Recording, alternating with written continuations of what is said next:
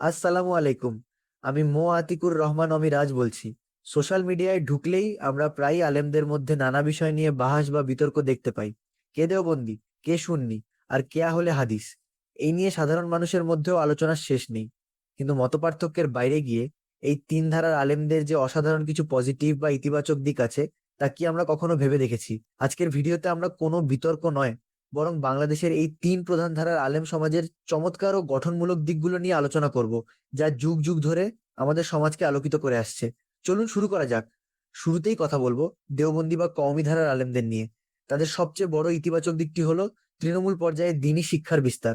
দেশের একেবারে প্রত্যন্ত গ্রামে, যেখানে আধুনিক শিক্ষার আলো ঠিকমতো পৌঁছায়নি, সেখানেও তারা হাজার হাজার মাদ্রাসা প্রতিষ্ঠা করে সাধারণ মানুষের দোরগোড়ায় কোরআন হাদিসের শিক্ষা পৌঁছে দিয়েছেন। পাশাপাশি দাওয়াত ও তাবলিগের মাধ্যমে তারা লাখ লাখ সাধারণ মানুষকে অত্যন্ত বিনয়ের সাথে নামাজের দিকে আহ্বান করে চলেছেন।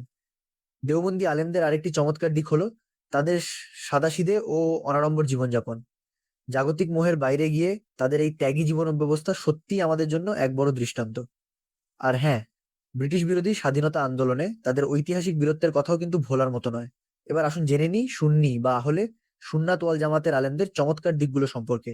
তাদের আলোচনার সবচেয়ে বড় আকর্ষণ হলো নবী করিম শাহ এর প্রতি প্রগাঢ় ভালোবাসা বা ইশকে রসুল। তাদের ওয়াজ বা মাহফিল গুলো মানুষের মনে নবীজির প্রতি এক গভীর আবেগ ও ভক্তি তৈরি করে। তাছাড়া সুফিবাদ ও পীর মাশায়েখদের মাধ্যমে তারা মানুষের আত্মশুদ্ধি বা ভেতরকার অহংকার দূর করার উপর খুব জোর দিয়ে থাকেন। সামাজিকভাবেও তারা পিছিয়ে নেই।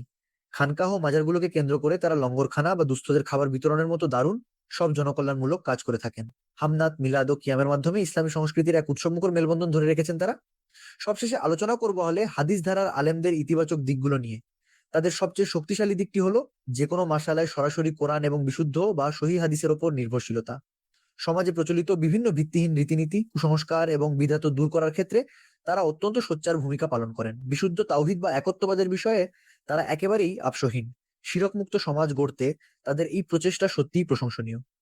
এছাড়া অন্ধ অনুকরণের বদলে তারা সাধারণ মানুষকেও সরাসরি কোরআন ও হাদিসের অনুবাদ পড়তে, বুঝতে এবং দলিল খুঁজতে উৎসাহিত করেন। এর ফলে সাধারণ মানুষের মধ্যেও ধর্ম নিয়ে পড়াশোনা ও গবেষণামূলক একটি চমৎকার মানসিকতা তৈরি হয়েছে। দর্শক, পদ্ধতিগত বা চিন্তাগত কিছু পার্থক্য থাকলেও লক্ষ্য করলে দেখবেন এই তিন ধারার আলেমরাই কিন্তু নিজ নিজ জায়গা থেকে সমাজ সংস্কার, নৈতিকতার উন্নয়ন এবং দিনের প্রসারে বিশাল অবদান রেখে চলেছেন। মতপার্থক্য থাকবেই, কিন্তু একে অপরের প্রতি শ্রদ্ধা ও এই পজিটিভ দিকগুলো ধারণ করতে পারলেই আমাদের সমাজ আরো সুন্দর হবে। আজকের ভিডিওটি কেমন লাগলো? এই তিন ধারার আলেমদের কোন দিকটি আপনার সবচেয়ে বেশি ভালো লাগে? কমেন্ট করে অবশ্যই জানাবেন। ভিডিওটি ভালো লাগলে লাইক দিন এবং এমন আরো তথ্যবহুল ভিডিও পেতে চ্যানেলটি সাবস্ক্রাইব করে বেল আইকনে ক্লিক করে রাখুন। ভালো থাকবেন সবাই। আল্লাহ হাফেজ।